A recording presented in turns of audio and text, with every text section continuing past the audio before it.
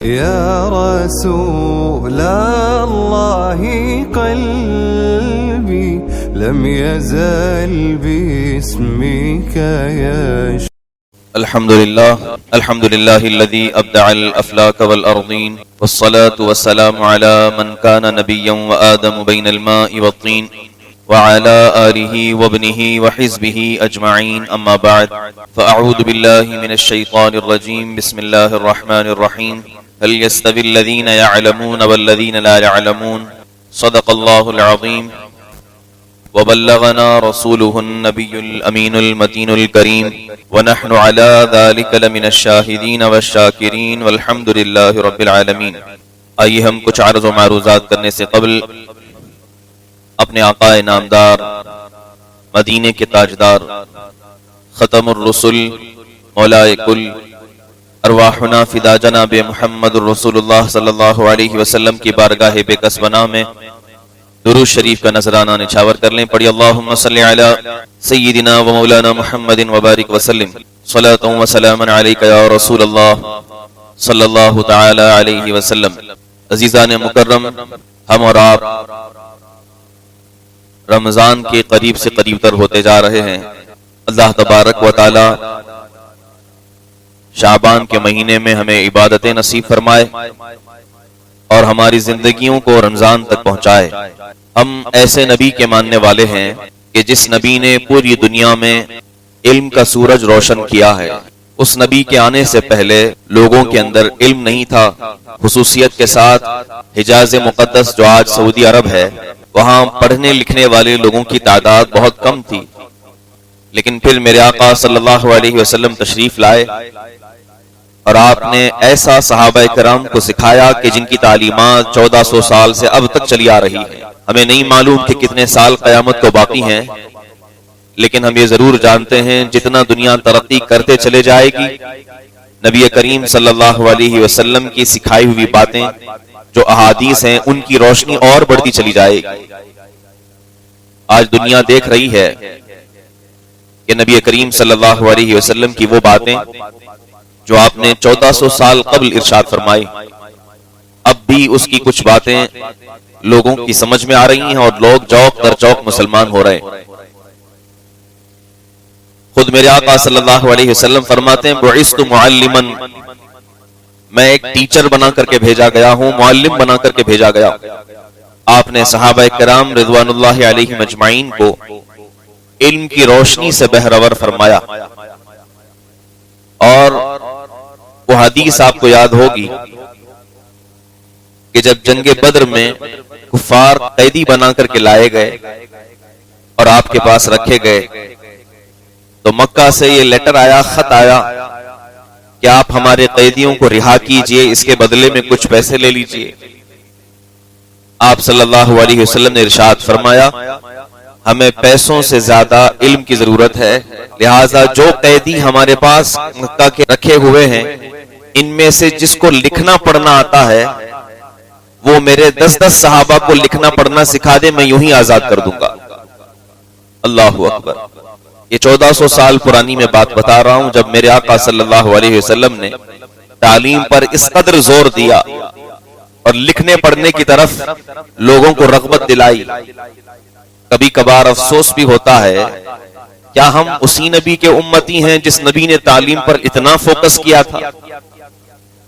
آج ہمارے بچے نہ مدرسے کے رہ گئے، نہ اسکول کے رہ گئے، نہ کالج کے رہ گئے ہیں، نہ کسی یونیورسٹی کے رہ گئے. جیسے ہی بچہ بڑا ہوتا ہے، عمر 10 سال ہو، 8 سال ہو، گھر والے کہتے ہیں پڑھ کر کیا کرے گا، کہیں گیرج میں کام کر لے، کچھ نہ کچھ پیسے آ جائیں گے، وہی ہمارا گزر بسر ہو جائے گا. آپ نہیں جانتے یہ علم کی روشنی کس قدر آپ کو فائدہ دے سکتی ہے. نہ صرف یہ کہ آپ کو معاشی اعتبار سے فائدہ ہوگا، بلکہ علم والوں سے ایک معاشرہ سدھرتا ہے، ایک شہر سدھرتا ہے، ایک ملک سدھرتا ہے اور ایک بہترین معاشرہ تشکیل پاتا ہے. نبی کریم صلی اللہ علیہ وسلم کا وہ دور دیکھیے کہ جس وقت صحابہ لکھنا پڑھنا نہیں جانتے تھے، لیکن میرے آقا کی تشریف آوری سے پھر لوگوں میں ایسا علم بٹا، ایسا علم کا شہرہ ہوا، اللہ اکبر، کہ پھر اگر کسی کو کچھ معلومات حاصل کرنا ہوتا، کچھ پڑھنا ہوتا، تو پھر وہ اسلامی مملکت کی طرف سفر کر کے جایا کرتا، کبھی بغداد کی طرف، کبھی مدینہ کی طرف، کبھی کوفہ کی طرف، جہاں جہاں مسلمان زیادہ رہتے تھے وہ شہر علم کا مرکز بن گیا۔ میرے آقا صلی اللہ علیہ وسلم نے ایک فرمایا بھی تھا، ایک حدیث پاک میں ارشاد فرماتے ہیں کہ میری امت میں اہل فارس سے، اہل فارس ایران والوں کو کہا جاتا، فرماتے ہیں اہل فارس سے میری امت میں ایک شخص ایسا پیدا ہوگا جو اتنا علم حاصل کرے گا، اتنا علم کہ علم اگر آسمان کے ثریا پر بھی ہو تو وہاں سے بھی وہ علم کو واپس لائے گا۔ حضرت شیخ جلال الدین سیوطی رحمت اللہ تعالی علیہ اپنی کتاب میں ارشاد فرماتے ہیں، اس حدیث سے مراد کہ میرے آقا نے جو فرمایا کہ وہ ایک شخص ہوگا جو علم اتنا حاصل کرے گا، اس سے مراد امام اعظم ابو حنیفہ رضی اللہ عنہ۔ امام اعظم ابو حنیفہ کو کون نہیں جانتا؟ ہم سب حنفی ہیں، انہی کی تقلید کرتے ہیں، انہی کے ماننے والے ہیں، بلکہ دنیا میں آج بھی تقریباً 1/3 حصہ، یا میں کہوں گا کہ 2/3 حصہ دنیا کا اگر ہے تو وہ لوگ امام اعظم ابو حنیفہ کی تقلید کرتے۔ دنیا میں جہاں کہیں آپ مسلمان دیکھیں وہ امام اعظم ابو حنیفہ رضی اللہ عنہ کی تقلید کرنے والے۔ کون ہے امام اعظم؟ امام اعظم ابو حنیفہ 70 ہجری میں پیدا ہوئے، نبی کریم صلی اللہ علیہ وسلم سے صرف 50-60 سال کے بعد، اور عراق میں آپ پیدا ہوئے ہیں۔ آپ کے والد کا نام ثابت ہے، آپ کا نام نعمان ہے۔ آپ نے اپنی زندگی میں کئی صحابہ کرام کو اپنی آنکھوں سے دیکھا۔ صحابی کسے کہتے ہیں؟ وہ مسلمان جس نے اپنی آنکھوں سے نبی کریم کی زیارت کی ہو، اسے صحابی کہا جاتا ہے۔ اور تابعی کسے کہتے ہیں؟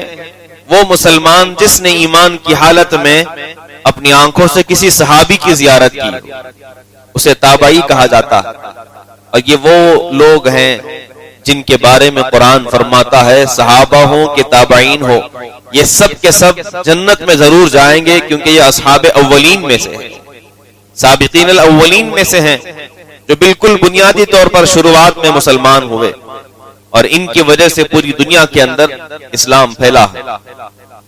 نبی کریم صلی اللہ علیہ وسلم کے فرمان کے مطابق امام اعظم ابو حنیفہ ایک بہترین عالم دین اور ایسے ذہین و فطین، اللہ اکبر، اس وقت کے علماء اپنی کتابوں میں لکھتے ہیں کہ امام اعظم ابو حنیفہ اتنے علم والے تھے، اتنا علم آپ کے اندر تھا کہ آپ کی عقل کو اگر، آپ کی سمجھ کو اگر نکال کر کے رکھ دیا جائے اور پوری دنیا میں اس وقت جتنے مسلمان، جتنے انسان رہ رہے ہیں، اس میں سے آدھے لوگوں کی عقل کو اگر تولا جائے تو امام اعظم ابو حنیفہ کی عقل بھاری پڑ جائے گی۔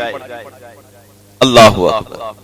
آج آپ دیکھ رہے ہیں یہ جتنے بھی مفتیان کرام 1300 سال ہو چکے امام اعظم ابو حنیفہ کو آئے ہوئے، آج 1450 سال ہو چکے ہیں، 1446 چل رہا ہے۔ اس میں اگر کوئی ہم کو فیصلہ سنانا ہے کہ فلاں کی طلاق ہوئی کہ نہیں، اس نے یہ گناہ کیا کہ نہیں، کیا فتویٰ ہوگا، اکارڈنگ ٹو لا کیا معاملہ ہے، یہ جو کچھ ہم کرتے ہیں یہ اپنے سے طے نہیں کرتے، بلکہ ان کے جو لاز لکھے ہوئے ہیں وہ 1300 سال پرانے لکھے ہوئے، امام اعظم ابو حنیفہ نے لکھا ہوا۔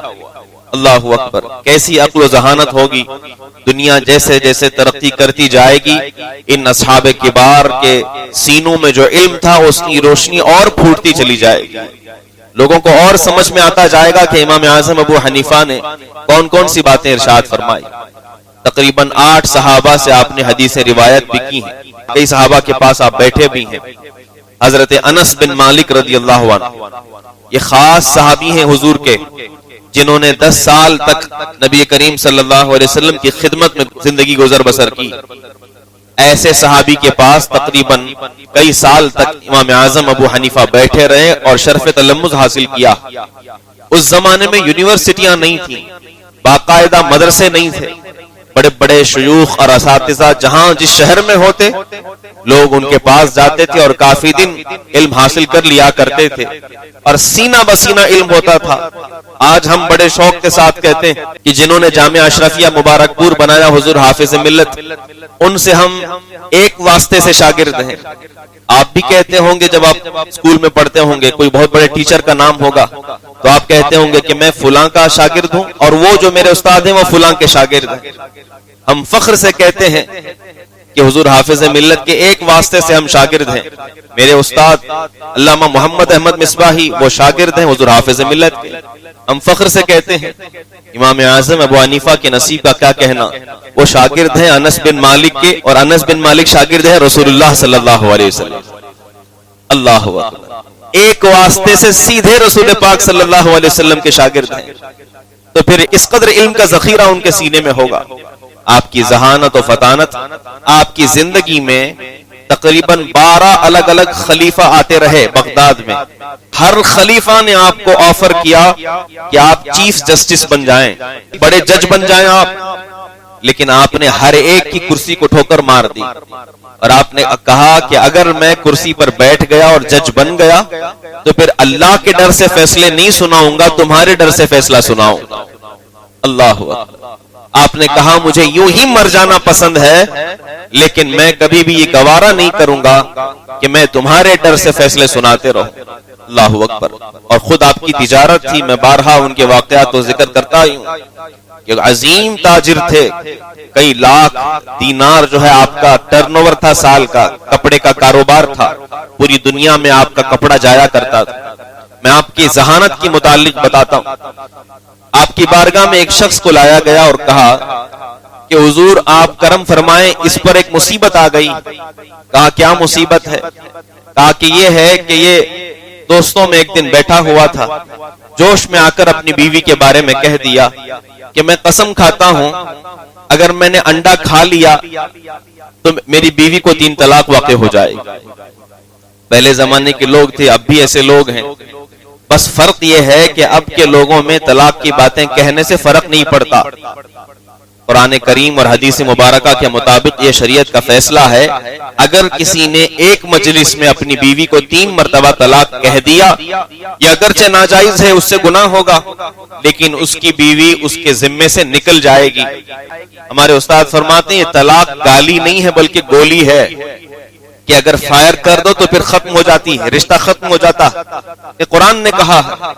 اللہ اکبر. اس نے کہا کہ میں اگر انڈا کھاؤں گا میں اپنی بیوی کو طلاق دے دوں. اب یہ بات آئی گئی گزر گئی، کافی مہینے ہو گئے. ایک دن اس کی بیوی گھر میں آئی، شاید اس کو کھانا ہوگا انڈا، وہ اپنے آستین میں چھپا کر کے لائی. جیسے ہی گھر میں داخل ہوئی یہ پھر جوش میں تھا، اس نے کہا اگر تیرے آستین میں جو کچھ ہے میں وہ ضرور کھاؤں گا. بیوی نے کہا ایسا مت کہیے کیونکہ اگر کھا لیں گے تو طلاق واقع ہو جائے گی. اسے معلوم نہیں کہ آستین میں انڈا رکھا ہوا. بیوی بار بار کہہ رہی کہ ایسا مت بولی، ایسا مت بولی. شوہر کہہ رہا ہے کہ میں وہ ضرور کھاؤں گا، اگر نہیں کھایا تو بھی 3 طلاق. اللہ اکبر. اب معاملہ امام اعظم ابو حنیفہ کی بارگاہ میں لایا گیا اور کہا کہ یہ شخص ایسا ہے کہ پہلے تو اس نے کہا تھا کہ انڈا کھاؤں گا تو 3 طلاق، پھر کافی مہینے گزر گئے تھے اور آج عورت جو ہے اپنے آستین میں انڈا رکھ کر کے آئی ہے اور اب یہ کہتا ہے میں اس کو ضرور کھاؤں گا. اب نکالو تو انڈا ہے سامنے، کیا کریں؟ کون سی صورت ہوگی؟ اور قسم بھی کھا چکا ہے، قسم توڑے گا اس کا کفارہ واجب ہوگا، گناہ بھی ہوگا، بیوی بھی ہاتھ سے جائے گی. امام اعظم ابو حنیفہ رضی اللہ عنہ کی ذہانت و فطانت دیکھی. میرے آقا صلی اللہ علیہ وسلم نے صحیح فرمایا تھا. اللہ اکبر. امام اعظم ابو حنیفہ نے کہا اس میں سوچنے کی بات کیا ہے؟ وہ جو انڈے تھے وہ لے جاؤ مرغی کے نیچے رکھ دو، اس میں سے جب چوزے نکل کر کے آ جائیں اس کو کھلا دینا، وہ حانس بھی نہیں ہوگا، طلاق بھی واقع نہیں ہوگی. اللہ اکبر. لوگ لے کر کے گئے، اس انڈے کو رکھا، اس میں سے چوزے باہر نکل آئے اور پھر اس کو کھلا دیا گیا. کچھ دنوں کے بعد اس نے یہ کہا تھا کہ میں اس میں جو ہے وہ ضرور کھاؤں گا، جو اس میں تھا وہی تو بعد میں مرغی بن گئی. لہذا امام اعظم ابو حنیفہ رضی اللہ عنہ کی عقل کو لوگ کہنے لگ گئے کہ اللہ اللہ، آپ کی عقل ایسی ہے کہ فوراً آپ حاضر جوابی کے ساتھ لوگوں کے فیصلے فرما دیا کرتے، بڑے بڑے فیصلے.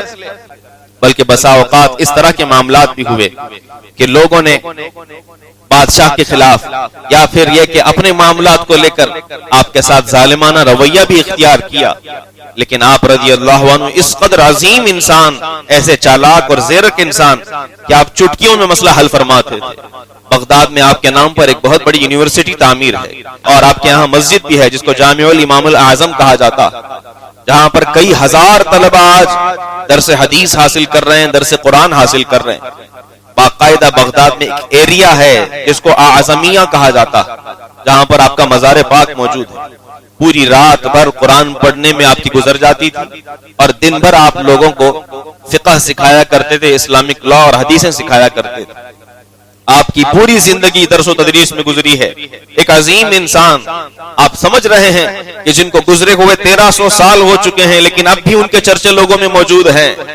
وجہ یہ ہے کہ انہوں نے اپنے دین کے لیے اپنا وقت قربان کیا، اپنا مال قربان کیا، اور لوگوں میں علم کو بانٹا ہے۔ اور جب کوئی بندہ علم بانٹتا ہے وہ ہمیشہ لوگوں کے دلوں میں زندہ رہتا ہے۔ قومیں مٹ جاتی ہیں، کتابیں فنا ہو جاتی ہیں، لیکن علم فنا نہیں ہوتا، علم ہمیشہ باقی رہتا ہے۔ اسی لیے ہم ایسے عظیم امام کے اگر مقلد ہیں تو ہمیں اپنے بچوں کو ان کی تقلید میں رہتے ہوئے ہمیں پڑھانے کی ضرورت ہے اور علم سے بہرور کرنے کی ضرورت ہے۔ میں ذکر کر رہا تھا امام اعظم ابو حنیفہ کے متعلق، آپ کے ایک شاگرد خاص تھے امام ابو یوسف رضی اللہ عنہ، بڑے جلیل القدر انسان ہیں۔ آپ کی شاگردگی میں کئی سال انہوں نے گزارے۔ ایک دن بیمار ہو گئے، اس قدر بیماری زیادہ ہو گئی کہ لوگوں کو لگنے لگ گیا کہ شاید ان کا انتقال ہو جائے گا۔ امام اعظم ابو حنیفہ قریب گئے عیادت کے لیے، اور جا کر کے دیکھا، کہا انا للہ و انا الیہ راجعون، یہ پڑھا، اور پڑھ کر کے ارشاد فرماتے ہیں کہ تم ابھی نوجوان ہو، میں تم سے پہلے مروں گا، تم میرے بعد مرو گے، اور تمہیں ابھی بہت دین کی خدمت کرنی ہے۔ یہ بول کر کے وہاں سے چلے گئے۔ امام اعظم ابو حنیفہ اگر کسی طرف چلے جائیں تو ہزاروں کا جھرمٹ آپ کے ساتھ ہوا کرتا تھا۔ آپ سمجھ رہے ہیں کہ بادشاہ جس کو کرسی کو آفر کرے، اگر وہ کہیں جا رہے ہوں، بڑے بزنس مین بھی ہیں، تاجر بھی ہیں، عالم بھی ہیں، زاہد بھی ہیں، تو لوگ کہنے لگ گئے امام ابو یوسف کون بڑے انسان ہیں کہ ان کی عیادت کے لیے امام اعظم آئے تھے، بڑی بات ہے۔ اب امام ابو یوسف بیماری سے ٹھیک ہو گئے، شفا پا گئے۔ ان کے دل میں خیال آ گیا کہ اب میں کیوں جاؤں ان کی بارگاہ میں خود اپنی ایک درسگاہ الگ سے بنا لیتا ہوں۔ اللہ اکبر۔ امام ابو یوسف رحمۃ اللہ تعالی علیہ جو خود ایک بہت بڑے عالم ہیں، مفتی بھی ہیں، انہوں نے اس کے بعد امام اعظم کی بارگاہ میں جانا چھوڑ دیا اور خود سے اپنے گھر کے قریب میں حلقہ درس شروع کر دیا، جہاں پر لوگ پڑھنے کے لیے آنے لگے۔ وہاں پر بھی ہجوم زیادہ ہونے لگ گیا۔ کسی نے جا کر کے امام اعظم ابو حنیفہ کو بتایا کہ امام صاحب، آپ کے جو فلاں شاگرد ہیں انہوں نے اپنا ایک حلقہ بنا لیا، اپنا ایک الگ سے مدرسہ بنا لیا، جہاں پر لوگ پڑھنے کے لیے آتے ہیں اور لوگ سیکھتے ہیں ان کے پاس۔ بہت سارے لوگ آ رہے ہیں، حالانکہ ان کی تعلیم ابھی مکمل نہیں ہوئی، وہ کیسے پڑھا رہے ہیں؟ امام اعظم ابو حنیفہ نے کہا میری طرف سے جاؤ، میرا نام نہیں بتانا، جا کر کے ایک مسئلہ پوچھنا، ان کی مجلس میں بیٹھنا اور جا کر کے ایک سوال پوچھنا۔ کہا کیا ہے؟ کہا جاؤ جا کر کے پوچھنا کہ ایک دھوبی ہے، اس کے پاس ایک بندے نے کپڑے دھونے کے لیے کچھ دے دیا اور کہا کہ ان کپڑوں کو دھو دو، اور اگلے دن جب گیا اور جا کر کے کہا یہ کپڑے جو ہیں کیا آپ نے دھو دیا ہے؟ تو دھوبی یہ کہتا ہے مجھے کوئی کپڑا تم نے نہیں دیا، میرے پاس کوئی کپڑے نہیں، انکار کر دے۔ اور پھر دوسرے دن جب وہ شخص اس کے پاس جائے اور کہے کہ اے دھوبی میں نے تیرے پاس کپڑا دیا ہے، تو اب وہ شخص اگلے دن کہے گا کہ ہاں میرے پاس تمہارا کپڑا رکھا ہوا ہے، اور دھو کر کے واپس کر دے۔ تو اب ایسے دھوبی کو پیسہ دینا چاہیے کہ نہیں دینا چاہیے؟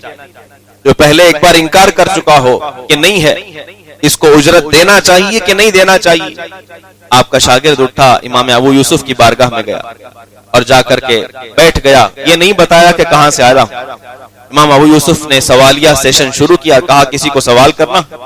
یہ بندہ کھڑا ہوا اور پورا سوال دہرایا۔ امام ابو یوسف نے کہا ہاں اس کو پیسے ملنا چاہیے کیونکہ وہ دھویا تھا۔ وہ شخص کھڑا ہو کر کہتا ہے آپ نے غلط جواب دیا۔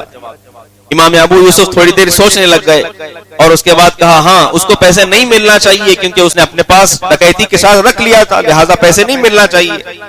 وہ شخص پھر سے کھڑا ہوا اور اس نے کہا آپ نے پھر بھی غلط فیصلہ بتایا۔ اللہ اکبر۔ امام ابو یوسف مسکرائے اور کہا امام اعظم ابو حنیفہ کی بارگاہ سے میرے پاس آئے ہو، مجھے اس مسئلے کا صحیح علم نہیں، چلو تم بھی اور میں بھی دونوں اپنے امام کی بارگاہ میں چلتے ہیں۔ دونوں چل گئے اور امام اعظم ابو حنیفہ کی بارگاہ میں آ گئے. امام اعظم ابو حنیفہ مسکرا اٹھے اور کہا ایک دھوبی کی بات نے تمہیں پکڑ کر میرے پاس لے کر کے آ گیا. اللہ اکبر. اور پھر ارشاد فرماتے ہیں کہ جو قاضی القضات کے منصب پر بیٹھ کر لوگوں کو فیصلے سنا رہا ہو اگر ایک دھوبی کا مسئلہ نہیں بتا سکتا تو پھر لوگوں کو کیا مسئلے بتائے گا. امام ابو یوسف ہاتھ جوڑ کر کے معافی مانگتے ہیں اور کہتے ہیں کہ حضور آپ کی بارگاہ سے جب تکمیل درس ہو جائے گا اسی کے بعد میں لوگوں میں جا کر مسئلے بیان کروں گا. اللہ اکبر. امام اعظم ابو حنیفہ رضی اللہ عنہ وہ عظیم عالم دین ہے, بہترین فقیہ محدث کہ جنہوں نے کئی حدیثیں روایت کی. آپ کے نام پر آج بہت ساری یونیورسٹیوں میں باقاعدہ ہمارے مفتیان کرام میں اگر دیکھا جائے تو پی ایچ ڈی بھی کی جاتی ہے. آپ کی سیرت پر بڑی بڑی کتابیں موجود ہیں. جس زمانے میں درس حاصل کیا کرتا تھا ہماری پوری جماعت نے ایک بہترین کتاب جو 800 سال پرانی کتاب ہے اس کو دوبارہ ہم نے پرنٹ کر کے شائع کروایا تھا جو کہ ایک عربی میں تھی اور لوگ عربی جانتے نہیں. آج تو کتابوں سے بہت دوری ہو گئی. آج عربی کتابیں کیا اردو کتابوں سے دوری ہو گئی ہے. اب لوگ صرف علم حاصل کرنا چاہتے ہیں تو یوٹیوب کے ذریعے سے حاصل کرنا چاہتے ہیں, انسٹاگرام سے حاصل کرنا چاہتے ہیں, اور وہ بھی سامنے کون بول رہا ہے کیا بول رہا ہے کسی کو غرض نہیں. وہ عالم ہے کہ نہیں ہے, وہ فاضل ہے کہ نہیں ہے, وہ مفتی ہے کہ نہیں ہے, کسی کو خبر نہیں. بس سامنے بیٹھ کر پیچھے اگر بیک گراؤنڈ میں اچھی لائٹ لگا کر کے کوئی بات کہہ دے لوگ توجہ سے سننے لگ جاتے ہیں اور اس پر عمل کرنے لگ جاتے ہیں. یہ چیزیں ہمیں ایمان کے خطرے کی طرف لے جاتی ہیں. مسلمانوں ہمیں صحیح علم حاصل کرنے کی ضرورت ہے. کیا آپ نے اپنے بزرگوں سے وہ بات نہیں سنی کہ نیم حکیم خطرہ جان نیم ملا خطرہ ایمان؟ کیا مطلب ہوتا ہے اس کا؟ اگر ڈاکٹری آدھا پڑھو گے تو علاج کرتے کرتے کسی کو تم مار دو گے. اگر آدھا پڑھ لو گے تو پھر جو انجیکشن ہاتھ میں لگانے والا تھا وہ ہو سکے تو تم آنکھ میں لگانا شروع کر دو گے, پھر وہ بندہ آنکھوں سے جو ہے معذور ہو جائے گا. اسی لیے کہا جاتا ہے کہ علم مکمل طور پر حاصل کرنا چاہیے. جب دنیاوی علم مکمل طور پر حاصل کرنا چاہیے تو دینی علم بھی مکمل طور پر حاصل کرنا چاہیے. آج میں دیکھتا ہوں لوگوں کو اس طرح کے لوگ ہیں کہ دو چار باتیں کسی عالم کے پاس بیٹھ کر کچھ سیکھ گئے, ہر ایک پہ فتوے لگانے لگ جاتے ہیں. یہ میری نظر میں فلاں غلط ہے, میری نظر میں فلاں غلط ہے, میری نظر میں یہ غلط ہے, جبکہ ان کو غلط کے اسپیلنگ ان کو نہیں معلوم ہوتی کہ غلط کسے کہتے ہیں اور صحیح کس کو کہتے ہیں. آپ نے کھڑک سنگھ کا نام تو سنا ہوگا. کھڑک سنگھ کی بات مجھے یاد آتی ہے, آزادی سے پہلے کی بات ہے. ایک مشہور بابا تھا, آپ گوگل پر سرچ کر کے دیکھ لیں اس کے بارے میں. اگر علم حاصل نہیں ہوگا, آدھا علم ہوگا یا پڑھے لکھے نہیں ہوں گے اور بڑی بڑی باتیں کریں گے تو یہ معاملات ہوتے ہیں. کھڑک سنگھ پنجاب کے پٹیالہ شہر کا رہنے والا تھا. اس کا جو بھانجا تھا وہ ایک بڑا راجا تھا. اس زمانے میں ہندوستان میں انگریزوں کی حکومت تھی. اتفاق ایسا ہوا کہ پٹیالہ کا جو جج تھا اس کا انتقال ہو گیا. اب اس کی جگہ پر کسی کو رکھنا تھا. باقاعدہ راجا کے پاس انگریزوں کی طرف سے لیٹر گیا کہ آپ کسی کو یہاں پر تقرر کر دیں, جج انتقال کر گیا ہے, اس جگہ پر دوسرے جج کو رکھ دیں. اس زمانے میں لوگ پڑھے لکھے بہت کم ہوا کرتے تھے. انگریزوں کا جب لیٹر ان کے پاس آیا وائسرائے کا, تو راجا نے کہا اپنے ماموں سے جو کھڑک سنگھ ہے, کہا تم ہی جج بن جاؤ, تمہاری عمر 60 سال کی ہے, تم ہی جج بن جاؤ. کھڑک سنگھ نے کہا میں تو کچھ پڑھا لکھا نہیں ہوں, مجھے لا معلوم نہیں ہے, کچھ نہیں معلوم, کیسے جج بن سکتا ہوں. جو بھانجا تھا راجا, اس نے کہا کہ آپ بیٹھ جاؤ جج کی کرسی پر, صحیح غلط کا فیصلہ کر دینا. اللہ اکبر. یہ حقیقی بات میں آپ کے سامنے ذکر کر رہا ہوں. جب کھڑک سنگھ کا نام لیٹر میں ڈال کر کے پیش کیا گیا انگریزوں کے پاس اور کہا گیا کہ ہم اس کو جج بناتے ہیں, انہوں نے دیکھا کہ کوالیفیکیشن 0 ہے, یہ کچھ بھی پڑھا لکھا نہیں ہے, یہ کیسے جج بن سکتا ہے. اور کسی بھی ملک, کسی بھی شہر کا نظام اگر سنبھلنا ہے تو عدلیہ کو مضبوط ہونا ہوتا ہے. یعنی اگر جوڈیشری کمزور ہو جائے تو پھر آپ کا ملک کمزور ہو جاتا ہے. عدالت اگر کمزور ہو جائے تو آپ کا ملک کمزور ہو جاتا ہے. عدالت میں ہی اگر ان پڑھ لوگوں کو بٹھائیں گے تو کیا ہوگا. انگریزوں نے کہا سنبھل کر کے بٹھانا, وہ پڑھا لکھا نہیں ہے, کیا فیصلے کرے گا. تو کھڑک سنگھ نے مسکرا کر کے کہا کہ صاحب ہمیں کون سا جو ہے بڑی بڑی کتابیں پڑھنے کی ضرورت ہے, جج کی کرسی پر بیٹھ کر یہی تو کرنا ہے کہ صحیح جو ہے اس کو چھوڑ دینا ہے اور جو غلط ہے اس کو سزا دینا ہے. اتنا تو پڑھنے کے لیے مجھے کتابیں پڑھنے کی ضرورت نہیں, یہ تو میں آسانی کے ساتھ کر سکتا ہوں. اللہ اکبر. اس کو بٹھا دیا گیا اور جس دن جا کر کے وہ جج کی کرسی پر بیٹھا, پہلے ہی دن مرڈر کیس اس کے پاس پیش کر دیا گیا. یہ بات میں اس لیے پیش کر رہا ہوں کیونکہ ہمارے درمیان علم ختم ہوتا جا رہا. اور علم سے ہم دور ہوتے جا رہے ہیں اور ہم سمجھ رہے ہیں کہ سب کچھ ٹھیک چل رہا. کھڑک سنگھ کے پاس مرڈر کیس پیش کیا گیا جس میں ایک عورت سامنے روتی ہوئی کھڑی ہے جس کے شوہر کو مار دیا گیا, اور دوسری طرف 4 لوگ کھڑے ہیں جن کے اوپر الزام ہے کہ انہوں نے مارا. کھڑک سنگھ نے کہا کہ کیا بات ہے بی بی, بتاؤ تمہاری بات. وہ رو رو کر کے کہنے لگ گئی کہ میرا معاملہ ایسا ہے, میرا شوہر کسان تھا, اچھا آدمی تھا, اور ان 4 نے مل کر کے میرے شوہر کو مار دیا. پولیس والے نے بھی کہا کہ ہاں یہ عورت ایسا کہہ رہی ہے کہ اس کے شوہر کو مارا گیا. ابھی عورت کی بات ختم ہوئی ہی تھی کہ ادھر سے وکیل کالا کوٹ پہن کر آگے بڑھ گیا, جو ان 4 مردوں کی طرف سے تھا, آگے بڑھ گیا اور اس نے کہا جج صاحب مجھے کچھ بات پیش کرنی. کھڑک سنگھ نے پولیس کو پکار کر کے کہا یہ کالا کوٹ والا کون ہے؟ اللہ اکبر. اس پولیس نے کہا کہ یہ وکیل ہیں جو ان کی طرف سے صفائی دینے کے لیے آئے ہیں. کھڑک سنگھ نے کہا اگر صفائی دینے کے لیے آیا ہے تو ان کا ہی آدمی ہوا, لہذا اس کو بھی ان کے ساتھ کھڑا کر دو اور 5 کو سزائے موت دے دو. اللہ اکبر. یہ تاریخ میں لکھا گیا ہے, آپ پڑھ کر کے دیکھ لیں, گوگل پر سرچ کر کے دیکھ لیں کہ کھڑک سنگھ نے اپنی زندگی میں پہلا فیصلہ جو مرڈر کیس کا کیا اس میں 4 ملزموں کے ساتھ وکیل کو بھی پھانسی کی سزا سنا دی.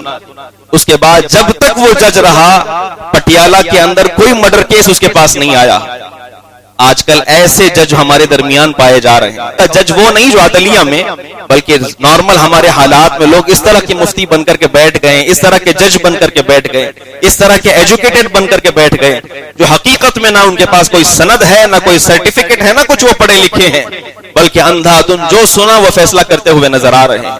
لہٰذا ہمیں علم سے قریب ہونے کی ضرورت ہے. ہم اس نبی کے ماننے والے ہیں جنہوں نے پوری دنیا کے اندر علم کی روشنی کو بکھیر دیا ہے, پوری دنیا کے اندر علم کی روشنی کو بکھیرا ہے. یہ قرآن تمہارے سامنے کیا ہے؟ یہ ہدایت کا نور ہے, علم کا نور ہے. جتنا تم پڑھتے چلے جاؤ گے علم کے سمندر میں اور غوطہ زن ہوتے ہوئے چلے جاؤ گے. بلکہ اب بھی سائنسدان تحقیق کرتے کرتے تھک گئے چیزوں کو لے کر. اللہ اکبر. جو بگ بینگ کی تھیوری ہے, جو دنیا کے وجود میں لانے کی تھیوری ہے, یا پھر دنیا کے اختتام کے متعلق جو قرآن کی آیتیں ہیں, وہ سائنسدان کہتے ہیں یہ بالکل حقیقی بات ہے. آخری بات ذکر کر کے اپنی بات مکمل کروں. ابھی جدید سائنس یہ بات کہتی ہے کہ یہ جو ہماری خلا ہے, اسپیس ہے, یہ بڑھتا چلا جا رہا ہے. کچھ سالوں پہلے انہوں نے کہا تھا کہ ہماری جو حد ہے وہ اتنی ہے, اب کہا کہ نہیں اور دور ہیں, اب کہا کہ اور دور ہیں. یہ خلا بڑھتا چلا جا رہا ہے. قرآن پاک میں اللہ تبارک و تعالیٰ نے 1400 سال پہلے ارشاد فرمایا ہے کہ اللہ تبارک و تعالیٰ فرماتا ہے ہم خلا کو بڑھاتے چلے جائیں گے, بڑھاتے چلے جائیں گے. ایک انگریز سائنسدان کہتا ہے جب میں نے اس آیت کو پڑھا تو میرا دل یہ کہہ اٹھا کہ یقیناً 1400 سال پہلے اگر کسی نبی کی زبان سے آج کے زمانے میں ہونے والی ترقی کی بات نکلتی ہے تو وہ دین جھوٹا نہیں ہو سکتا, وہ دین بھی سچا ہے, وہ نبی بھی سچا ہے, اور وہ شخص مسلمان ہوا ہے. آج ہم پڑھیں تو صحیح, سیکھیں تو صحیح, قرآن کے قریب آئیں تو صحیح, اسکول اور مدرسہ جائیں تو صحیح, تبھی تو ہمارے درمیان علم آئے گا. علم سے دور ہوں گے تو پھر ہم برائیوں کے راستے پر چلے جائیں گے. کامیابی کا ایک ہی راستہ ہے, علم سے جتنا قریب ہوگے اتنا اللہ اس کے رسول سے قریب ہوتے چلے جاؤ گے. اللہ تعالیٰ سے دعا ہے اللہ ہمیں کہنے سننے سے زیادہ عمل کرنے کی توفیق رفیق عطا فرمائے. ہم تمام کو جہالت سے بچنے اور بچانے کی توفیق عطا فرمائے. ہم تمام کو ایمان اور سنیت پر قائم و دائم رکھے, اسی پر ہم سب کا خاتمہ بالخیر فرمائے. وآخر دعوانا ان الحمد للہ رب العالمین.